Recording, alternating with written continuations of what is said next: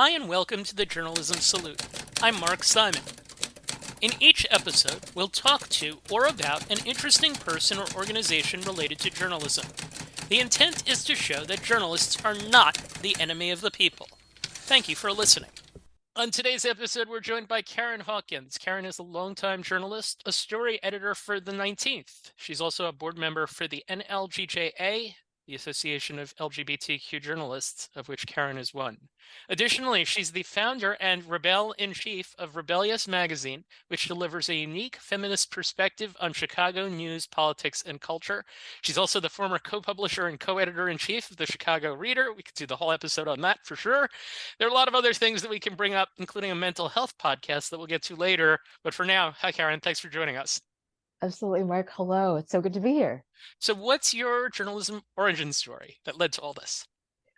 So the way I like to couch this is that journalism runs in my blood. So on my dad's side, my grandfather worked for the post office, but used to write these beautiful essays. And when they got published, he would hang them on the wall. And then I have a first cousin who is also a journalist, who's a copy editor, before I was a copy editor, and I kind of followed them into the industry. And then on my mom's side of the family, I like to say they're all just like really nosy and gossipy, and that like I get to be nosy for a living. Really, what journalists are nosy for a living. And so there you have it. So the 19th did a piece with Staff Reflections of Black History Month, and you wrote about your mother growing up in Alabama and her experience going to the library as a young Black girl in 1959. You noted that your personal birthright was rebellion, so I mentioned that to ask, what were the things in your upbringing or heritage that lent itself to that and storytelling? I think I also mentioned that I was raised by someone who speaks out against injustice, speaks out against things not being okay, no matter the cost. You know, that cost her being able to live in Alabama, though she got to move to Chicago, which is, of course, a much better place. So I think my mother always being very outspoken, being incredibly involved in so many different things, her church being one of them, just being the volunteer kind of person, I think really contributed to that for me. And you know, my brother, who is no longer with us, my late brother was one of the first Black bloggers in the country. Founded a blog called Uppity Negro. I want to say in the late 90s, probably Aaron started that. And so in addition to always knowing I wanted to be a journalist, like I was the kind of nerd who was on the school newspaper in high school and worked at the college paper and all of the things. In addition to being that kind of nerd, I had these other people in my family who were doing storytelling, including also my sister who went to school for screenwriting. So I think the idea of the power of stories has really always been with me.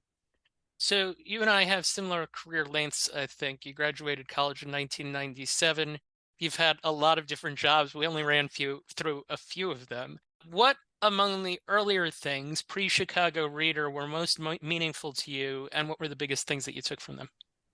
Probably the most meaningful job for me pre-Reader was the Associated Press. I was an AP reporter for 6.5 years in the Chicago Bureau, got to cover any number of things as a breaking news person, and learned so much about writing quickly, learning to put together narrative arcs really quickly and really comprehensively, how to interview people well enough to get quick quotes quickly. You know, I hate to say it that way, but it's true. And just, yeah, the power of speed. And, you know, also having time, being able to write stories quickly, and in the background always having enterprise stories running and having longer term things that I was working on. So that experience was really transformative for me. It was the break I needed. I had been a copy editor before that. And if you've been in the industry the same time I have, you know that copy editors get pigeonholed, and it's like, why would we ever let you off the copy desk? No, get back, get back to the night shift. Actually, all right. So going back to that, can you remember going back to those days? Like, did you really enjoy it? Did you feel like, this is it for me? This is the path I'm taking the rest of my professional career? I knew that I wasn't going to stay at the AP forever. So right before the AP, I had gone back to grad school for magazine publishing, essentially learning how to launch my own magazine. And then I went into the exact opposite, which was working for a wire service. So I knew that at some point I wanted to put my very, very, very expensive grad degree to use. So as much as I loved the AP and as much as I learned there, I knew it wasn't going to be my forever job, which is why when I left, that I founded Rebellious when I left there. And then, of course, I had another full-time job. But yeah, I knew it wasn't going to be my forever home. You're a story editor for the 19th now, and we'll talk about some of your other jobs towards the back end of the podcast. The 19th is an independent nonprofit newsroom reporting at the intersection of gender, politics, and policy. We've had a reporter on in the past, Marielle Padilla. She talked about being a general assignment reporter, but what does a story editor do? So story editor is a new job at the 19th. So I started last June, and it is a kind of everything. It's a kind of a catch-all editor. They realized that they had more reporting power than they had editors to edit those pieces. So this is a catch-all editor. So some of my colleagues have beats that they cover, so we have somebody who's the politics editor, we have the breaking news editor who Marielle reports to. I have three reporters whose beats are very disparate. So education, LGBTQ, and caregiving. And I don't know if we'll have more story editors. I'm the only one with this title now, but it really was a way to add more editing power to the roster. So on a day-to-day basis, like, what do you do? So I am fielding pitches from my reporters. I'm editing their stories. I am editing other people's stories. We don't have a copy desk at the 19th. We backread each other's copy. So I am doing that. I am incredibly passionate about DEI issues. So I'm working on things that are not my job that I'm really passionate about. I coordinated all of our Black History Month coverage, for instance. And I'm really just trying to be a support system for reporters in the newsroom, specifically reporters of color, and then other like misfits. Like I identify as a misfit, and that every newsroom, I don't care how ambitious your mission, has a dominant culture, and there are people who fit within that dominant culture and people who don't. And so I try to be a resource for people who don't and who maybe feel a little out on the margins. What's an example of a misfit? I mean, I think a misfit is somebody who maybe didn't come from a super big mainstream newsroom.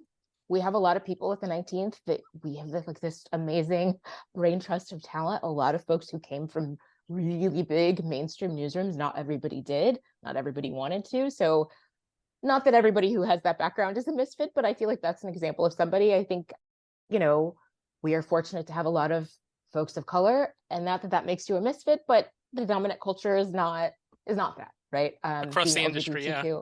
exactly right. Like being trans or non-binary. Like I think we have a lot of folks who are neurodiverse on staff who are like super open about that and share resources. And I think those are the things that make you maybe not a misfit, but not as comfortably sitting within the dominant culture. Gotcha. So I'm looking at the front page. This is from February 1st, and the coverage that you had: Tyree Nichols' funeral, the changes to the AP African American Studies courses, a poll showing Americans don't know if abortion is legal in their state. Further down the page, there was a piece on a law passed to lower prison phone rates, an interview with Congresswoman Nancy Mace, a piece on Joe Biden prioritizing federal judges that are women of color. There's a graph with that really tells the story. There are many other pieces too. I know specifically the DeSantis piece you had a hand in. Like, so what's the order, I guess, of the things that you do when in terms of developing a piece? Oh, in terms of developing a piece, sure. So Nadra wrote that story. Nadra is one of my reporters and covers education, of course, is really interested in what is all of the things happening in Florida, education-wise, and really wanted to look at this issue of AP African American Studies. And one of the conversations that we have a lot at the 19th, and I don't know if Marielle spoke to this too, and it's an evolving conversation about what is a 19th story? What is a gender policy and politics story? And do stories that are just about race, for instance, fit into that? If you are a Black reporter, as I am, a Black queer reporter, can I write about issues of Blackness? And is that a 19th story? Because I'm a Black female person who's interested in that. We're having these conversations all the time. And kind of how we got into the AP African American Studies story for now is that Governor DeSantis also questioned whether or not queer theory should be involved in African American studies. And of course was very pejorative about it, but that was kind of our way in. So Nadra interviewed a lot of Black and queer, and both Black and queer activists and advocates and educators to get their take on what this meant and what this means. And we had a draft of that story actually before the College Board issued the new kind of curriculum. And then after, the story that you saw on the site is the one that we put together after, and Nadra is very fast at pivoting these stories. And so it ended up being a reaction story to the College Board's decision, which I think is just a really powerful story. Marielle did bring it up in regards to, it was coverage of the January 6th hearings and Cassidy Hutchinson, and talking about, I don't know if I remember the piece, the way that she ended the piece essentially explained why it was a 19th piece, that she was, that she was the one who wiped the ketchup off of the walls in President Trump's office. So yeah, so that has been brought up before. So what's your editing style? I try to be very collaborative, and I try to be really hands-off. To me, we hired the people we hired because they bring a unique perspective, and they have lived experience, and they have a voice that we value. And so I try to keep that as much as possible. I try to do very, very, very little rewriting. I find I most often end up moving things around, but I'm not going to change the way you said something. And not every editor agrees with that. I get it, but it's like, I worked for a wire service where that was not, at the time that I worked there, was not the come from. And it was like, we're going to make every story sound like the same person wrote it. Like, that is the goal of the AP, that anywhere in the world, you can tell an AP story because it came out of the AP machine. And that is not the kind of journalism I wanted to do and that I want to do. And I want people to read a story and be like, oh my God, I bet Nadra wrote that. I bet Kate wrote that. I bet Sarah wrote that. And to just know maybe even from the headline. So to me, people's lived experience and perspective is really important. Can I ask what you think, having been there since last year, about how the 19th is developing? I find it really exciting. I think it's evolving its ideas of how we cover race and ethnicity and disability and LGBTQ issues. We now have, I think I mentioned 2 LGBTQ plus reporters. We had 1 when I joined. And I think we're really leaning into what we refer to as the asterisk. So the 19th, if you look at our logo, there's this multicolored asterisk, and we are named for the 19th Amendment. And the asterisk represents the fact that not all women got the right to vote with the 19th Amendment. Women of color, Black women, did not get the right to vote. We weren't talking about gender identity at the time. We weren't talking about LGBTQ issues at the time. So I feel like this next year is about growth and about sustainability and about really leaning into that asterisk. How do we do that better? And what are some things that you think you might do? What I am hoping we do is really try to think about the asterisk as we're pitching stories and as we're formulating them, so that it's not on the back end, oh, well, do they have statistics for non-binary people? Or, oh, well, what about Black queer people here? Or what about disability? Or what about age? That we're in the conceiving of stories are thinking, okay, you almost have a checklist in your mind of, okay, how does my story intersect with all of these other things, so that we're not just writing about cis white straight women. So that's instructive, I would think, to just about any journalism industry, any journalism website, like whether it's sports or politics or finance or whatever, that you have kind of an overarching vision, which, as you're explaining this asterisk is that belongs at the heart of everything that you're doing. That's what it sounds like to me. Let me ask about the Chicago Reader, if I can. When you started, there was only 1 non-white person on staff. Within 3 years, you doubled the staff size and got to 40% in both people of color and LGBTQ. How did you do that? I wish I could take complete credit for that, but of course I can't. So I was brought into the Reader by Tracy Baim, who, if you haven't had her on, you absolutely should, because she's such a badass.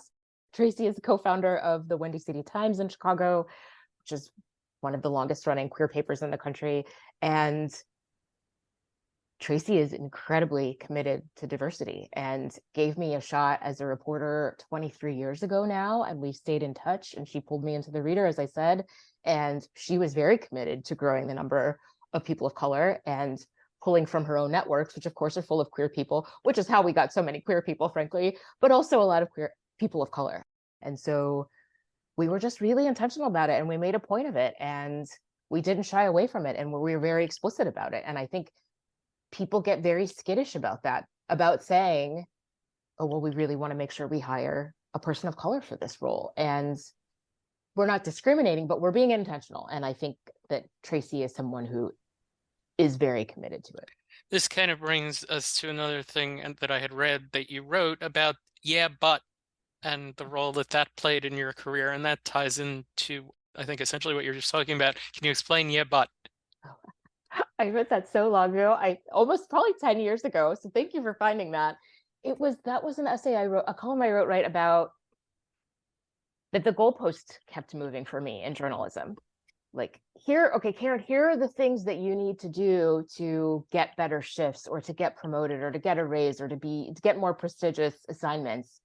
Here are the things you need to do. And then I would do them. It was like, yeah, but, and there would just always be some reason why it wasn't good enough. And I just realized over time, nothing I do as a Black queer woman is ever going to be good enough. And I think it's a James Baldwin quote about like, just something about like, there's nothing more dangerous than a person who has nothing to lose. And that's how I started to feel in journalism. It's been so liberating. Like, nothing I do is ever going to be good enough for you. So I'm going to make it good enough for me. And essentially, you talked about moving the goalpost. It sounds like at the Reader that for all those people who had the goalpost moved and moved and moved and moved, that you brought them back to where they should be. Hopefully during my time. Yes, Gotcha. that was a goal, certainly. What published pieces are you most proud of from your time at the Reader? Ooh, we did some essays in 2020, I brought a bunch of Black writers together to talk about George Floyd and to talk about how that summer of unrest was going for them. I'm really proud of how that piece turned out. We, for a bulk of my time at the Reader, had an amazing investigative reporter, Maya Dukmasova, and she wrote a story about evictions. I mean, Maya wrote a lot of stories about evictions, but the huge one was about this company called Pangea. I was not directly involved with that story, but I'm super, super proud of it because I got to be editor-in-chief and got to read it, and it's just a beautiful piece of reporting. And anything written by Adam Rhodes when I was at the Reader, I'm super proud of. I got to be Adam's editor. You've talked to Adam. Like, what a delight. I feel like Adam is constantly coming up with story ideas that are so unique, and their perspective on them is so interesting and brings in all of like their lived experience. So anything by Adam, I mean, there are just a ton of stories that we did at the Reader that I'm really proud of. Yeah, that's a particularly good interview that we did with Adam a while back. Tell us about Rebellious and your role as Chief Rebel. Oh, Rebellious. It's my passion project. It's my baby. I founded it. It'll be 11 years ago now. So we launched on March 8th of 2012. And I launched it as I was leaving the AP. And it was really has been this opportunity to tell women's stories, and now a larger an expansion of gender, not just women, but their stories in their own way, in their own voices. I came from the AP where, you get a great interview with somebody, great quotes, and have this wonderful narrative crafted, and then it would go through the AP machine, right? And I just wanted to be able to, I wanted for people to be able to speak directly to audiences. I wanted to be able to be that person who decides what goes out and what doesn't. And so we have evolved so much over the years. Right now, we are really doing a lot of music coverage, live music coverage. Live music is back, thankfully. We do theater, we do other arts and entertainment in Chicago, and then we have a grant to cover reproductive justice. Thank you, Field Foundation of Illinois, for renewing our grant to cover sexual health and reproductive justice. So we'll have more stories rolling out this year about that as well. What would 2023 you tell 2012, 13, at the point of origin for the idea about making something that's long lasting and being able to balance it with all the other things that you've done? I would tell 2012 Karen to start a nonprofit, to launch as a nonprofit. We have a nonprofit arm. We're not a 501c3. We're a nonprofit in Illinois. The Feminist II Media Foundation is our nonprofit. I would tell her that. I would tell her to write a business plan, like not mapped out on a napkin. Yeah, those are two big ones. So that's good advice though for someone that has a future vision of doing something like what you've done. I get the feeling you just alluded to it a second ago. I get the feeling that you like being in charge, that I'm someone who wasn't meant to be in charge of things, definitely. But I get the feeling that you like being in charge of things. What do you like? Oh, I like giving people opportunities. That's my favorite part of it. And of being the kind of boss and being the kind of leader that I always wish I had. I've had a ton of bad bosses in my journalism career. 25 years in journalism will yield you a lot of bad bosses. And I have learned, as you well know, you're nodding, I have learned more from those bad bosses than I have from the amazing ones I had. And I just really always want to be that person, that safe person in the newsroom. I always want to be the person who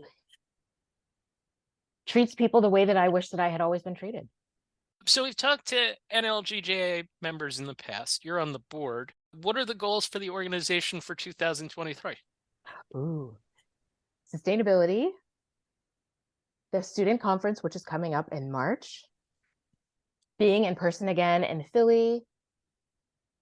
I will not steal the thunder of our board president, Ken Miguel, about his plans for the organization, but they're really exciting. And he was elected in September. And even since then, he's done so much work in reaching out to the other affinity organizations, reaching out to other organizations, and just really building bridges and coming up with some really exciting projects. So I won't steal his thunder, but we have some really good stuff. What are the things that you're seeing in coverage of LGBTQ issues that's a positive? And what are some things that you're seeing that's problematic? Coverage positives. I am gratified to see more people covering the terrible legislation that we're seeing in some of the southern states. I feel like we have to cover these things. Otherwise, that's how people get away with these terrible things. I'm glad that we have so few reporters covering state houses now, that I am glad that at least that legislation is being covered. I wish there was more of it, of course. And maybe I'm biased because Orion, the reporter at the 19th who covers this, is so good at it.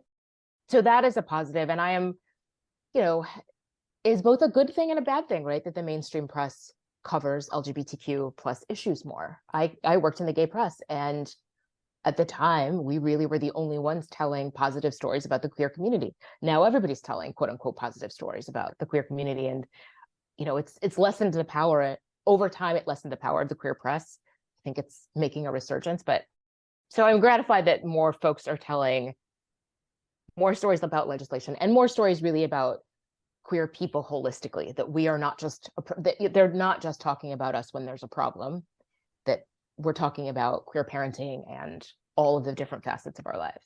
What's realistic in terms of like the next year or so in terms of steps that can be taken to be even better at that? Hiring more trans reporters, absolutely. Creating safety plans for those trans reporters, not just hiring them, but knowing how to keep them safe, knowing how to create policies that are respectful, listening to them about how the culture is changing and how our language needs to evolve.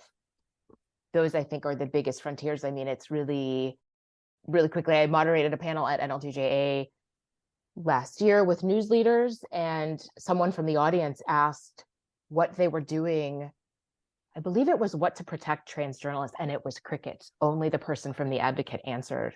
And there were some of the biggest news organizations in the country, in some cases in the world, on that panel, and no one had anything to say. So in the next year, I am hoping that changes dramatically. Is there something else about the NLGJA that you wanted to bring up that was important? I would say, again, the student project. I was a mentor for the student project. It has a special place in my heart. If anybody wants to donate or donate their time as a mentor, please consider the student project.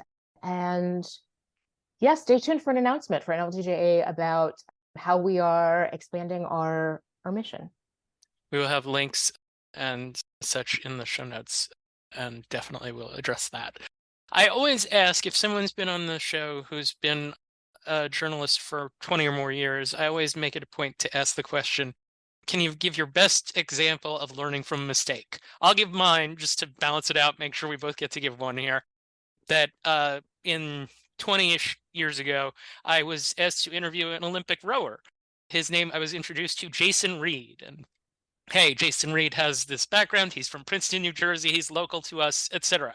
I did the entire interview. I didn't think anything of it. I wrote the story. I was certain he was going to say it's going to be put on the refrigerator, and I didn't hear from them. And the reason that I didn't hear from him was because Jason Reed spelled his last name Read, a non-traditional spelling of Jason Reed, as opposed to EE or EI.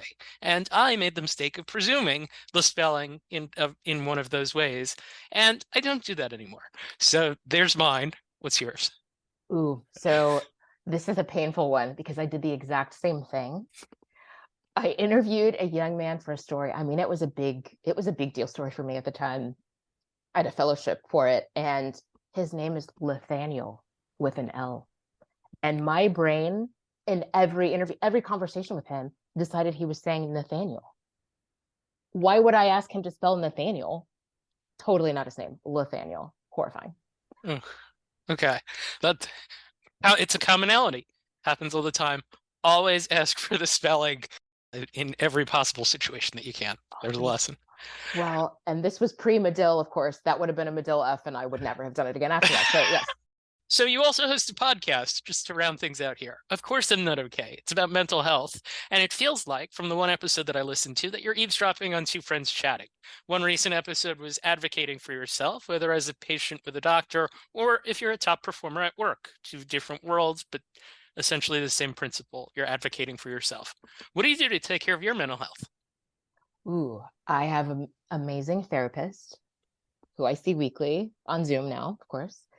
My fiance is a psychologist, and the aside on that is that I told the universe that the next person I dated needed to be in therapy, and I got a therapist in therapy. So, okay, thanks, universe. I'll see you. I see you. Real funny.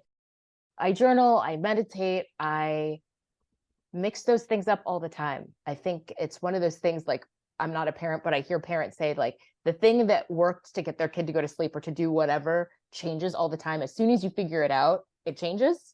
And that's how I feel about mental health. Like, the things that worked 6 months ago are not going to work now. And it's something you have to constantly be monitoring. And I try to really be very aware of it and to really just switch things up as I need to. What's your advice for someone that listens to this episode and hears about your work at the Reader, that hears about what you do at the 19th, that hears about Rebellious, that hears about the podcast and all these different things that you do, and that person says, I want to do something like that? I can't. Why do you want to do any of these things? I would say find someone who is doing the thing that you want to be doing and ask them to talk to you about it. Journalists either love talking about themselves or loathe it.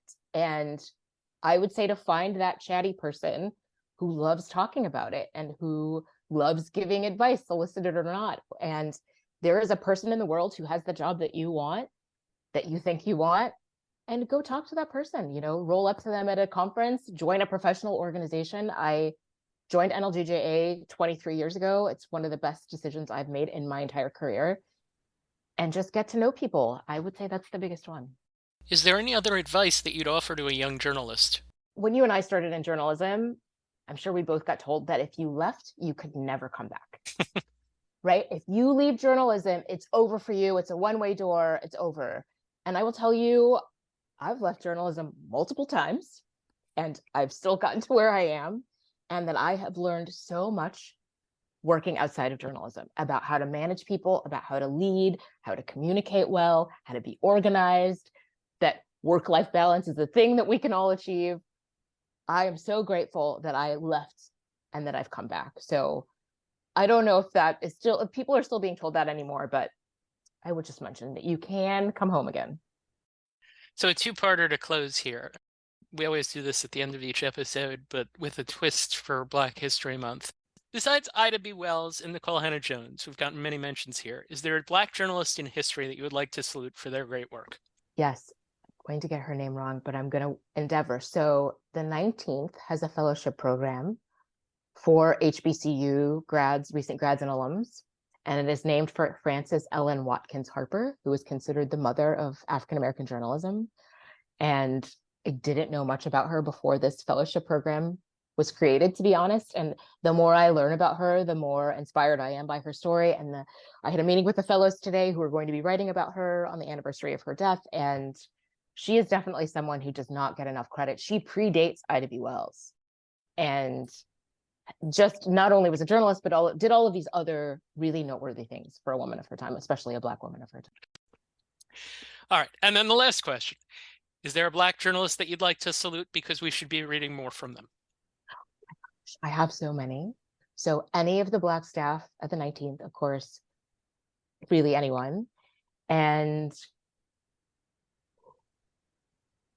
so I am hoping he's writing a new book. There is a visual journalist who used to work for the New York Times named Jamal Jordan, who I know is teaching now. He served as the mentor for the NLGJA student project last time. He has a book called Queer Love and Color that is beautiful. It's both interviews and these like really beautiful portraits of couples.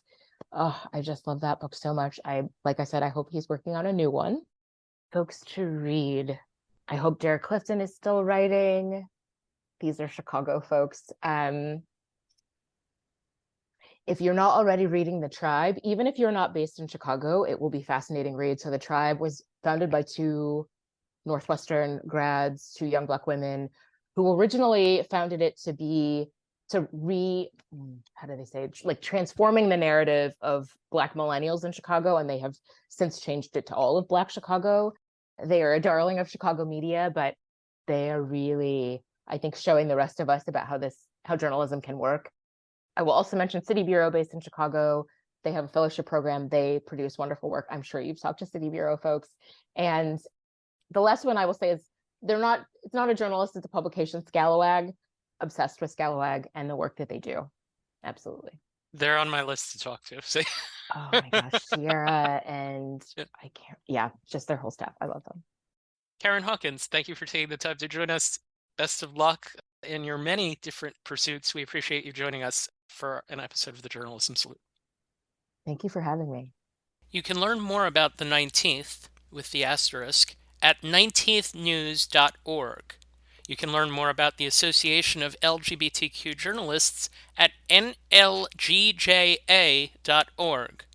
And you can learn more about Rebellious and Karen's podcast at rebelliousmagazine.com. Thank you for listening to the Journalism Salute. Please let us know what you think of the show. You can find us on Twitter at JournalismPod, and you can email us at journalismsalute@gmail.com.